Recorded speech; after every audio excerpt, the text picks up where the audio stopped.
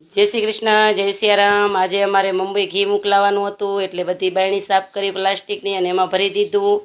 કેમ કે ઓરિજિનલ ઘી છે ભાઈ, ઘણાયને અમારું ઘી મોંઘું લાગે અને ઘણા લોકો 1200માં પણ વેચતા હોય છે। 1200માં તો મને ખબર નહીં કેમ વેચતા હોય છે, એ જ કોઈ દિવસ ના પરવડે। 2000માં અમારું ઘી નથી પરવડતું પણ અમે વેચીએ છીએ, ઠીક છે હાલો।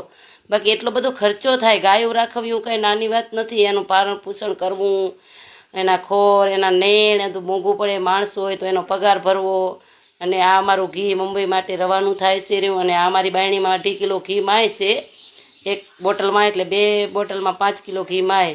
અને જેનું મંગાવેલ હતું ને એના અમે લેબલ લગાડી દીધા છે અને આવી રીતના પેકિંગ કર્યું છે। ઘણી બાયણીઓ મુંબઈ મૂક્યું પણ પાછું આવે નહીં, યાનતા ફસાઈ જાય પડ્યું, એટલે હવે છે ને પ્લાસ્ટિકની બાયણીમાં પેકિંગ કરી। અને તમને કોઈને ઓરિજિનલ ઘી જોતું હોય તો અમારો સંપર્ક કરજો ભાઈ। નેચરલ ખાવું હોય તો પૈસા તો દેવા જ પડશે, કોઈ મિલાવટ નહીં, કોઈ ભેળસેળ નહીં। જય શ્રી કૃષ્ણ, જય શ્રી